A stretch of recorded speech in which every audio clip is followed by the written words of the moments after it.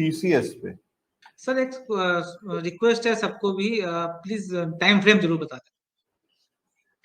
थोड़ा सवाल और इलेबोरेट कर दिया करें तो उससे अच्छा रहेगा कि क्या है इनका सवाल। सर वैसे इन्होंने जो पूछा हुआ वो ये है कि एंट्री कहाँ पे अच्छा मौका देखते हैं। जैसे आज मैं देख भी रहा था या अभी भी अगर हम देखें तो आईटी इंडेक्स जो है ना वो थोड़ा रेजिलियंट है।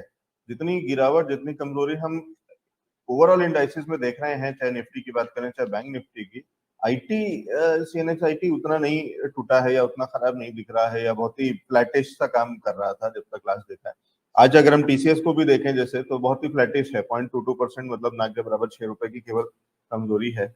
और जरा देर में हो सकता है कि थोड़ा अभी जैसे बाजार थोड़ा सुधर रहा है, हल्का सपोर्ट ले रहा है, तो ये कहीं अभी वापस हरे निशान में जाएगा। क्या ये अपॉर्चुनिटी है, क्या ये सपोर्ट लेवल और ये ऐसे वाले लेवल्स हैं जहां पे एंट्री करी जा सकती है, या कोई और लेवल होगा टीसीएस में जो आप कहेंगे कि जहां पे खरीदारी कर सकते हैं? सर मैं पहले नंबर की बात कर लेता हूँ, उसके बाद आपको थोड़ा सा आईटी इंडस्ट्री के बारे में थोड़ा समझा देता हूँ। अगर मैं बात करूँ टीसीएस की, और मैं जिस तरह से उन्होंने बात की है, तो ये लॉन्ग टर्म व्यू की बात कर रहे हैं, तो मुझे लगता है सपोर्ट है 2800 के लेवल पे। तो इस भाव में लेना बुरा नहीं है, आप टीसीएस को ले सकते हो लॉन्ग टर्म के लिए फॉर टारगेट ऑफ 3800 से 4000 फॉर 1 से 1.5 साल के अंदर आपको ये देखने को मिल सकता है। तो पहला चीज तो ये क्या कह रहे हैं, इस लेवल पे लेना है या 2800 के लेवल पे लेना है? इस लेवल से 2800 के लेवल के बीच में थोड़ा अच्छा, ऐड करते हैं। ठीक है। तो कोई नहीं जानता सर बॉटम कहाँ होता है टॉप कहाँ होता है, तो मैं यही नहीं बोलूंगा बॉटम बन चुका है या टॉप बन चुका है, बट आप थोड़ा लेते रहिए। तो 2800 2750 ये लेने के नीचे का भाव होगा, और ऊपर के भाव में ये वाला भाव है जो मिल ही रहा है। तो इसके बीच में आप कहीं पे भी लीजिए थोड़ा करके, टारगेट 3800 से 4000 का रख लीजिए। सर एक्चुअली हुआ क्या है, आईटी सेक्टर जो है स्टार्टिंग 2010 से स्टार्ट हुई थी, सबको पता है सर, आईटी बूम की हम बात करते हैं, करेक्ट।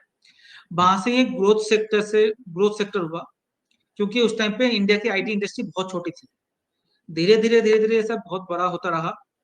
तो 2008 9 10 11 तक ये एक सेक्टर जो है अच्छा खासा गेन कर चुका मार्केट शेयर, और इसकी जो विजिबिलिटी है, प्रॉफिट विजिबिलिटी है, ईपीएस जो है, अब इसकी एनालाइज करना बहुत आसान हो गया। इसका सेंस है, हमें ग्रोथ पता है कितना होगा, स्टेबल हो गया।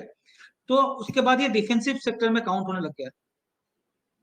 तो आई बिलीव आप लोग ये समझ पा रहे हो सर, आप समझ पा रहे हो मैं क्या बोलने की कोशिश कर रहा हूँ।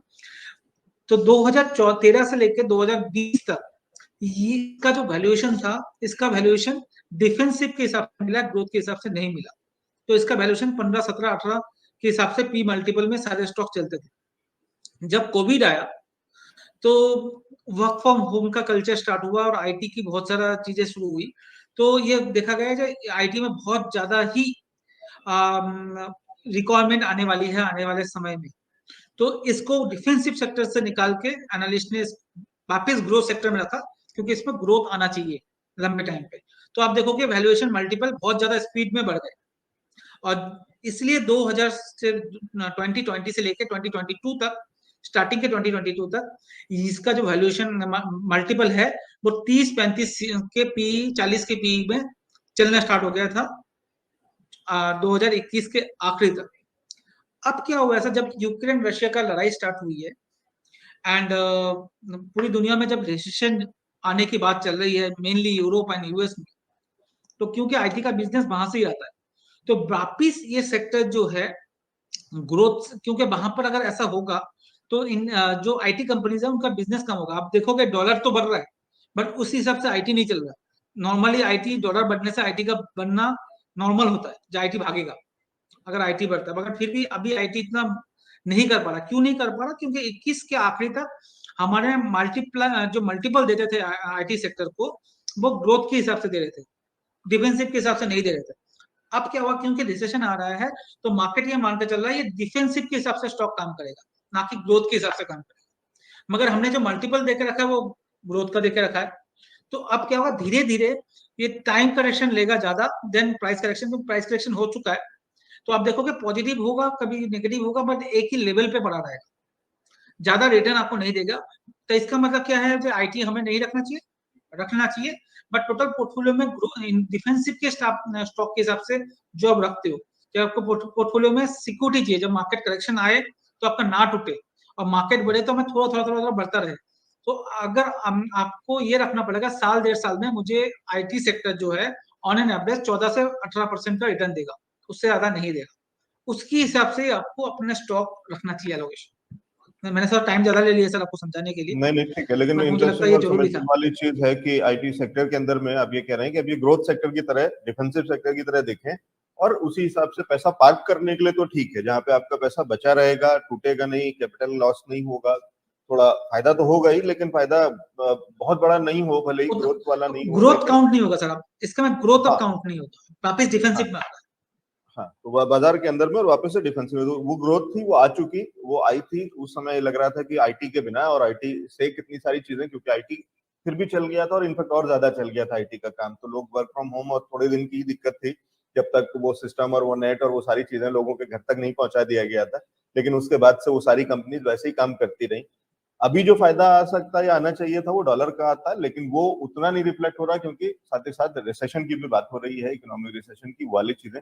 लेकिन फिर भी आज अगर मैं सिर्फ उतने की पे फोकस करूं, तो इस समय हरे निशान में सीएनएक्स आईटी काम कर रहा है, तो आप इससे अंदाजा लगा लीजिए कि वो हरे में है।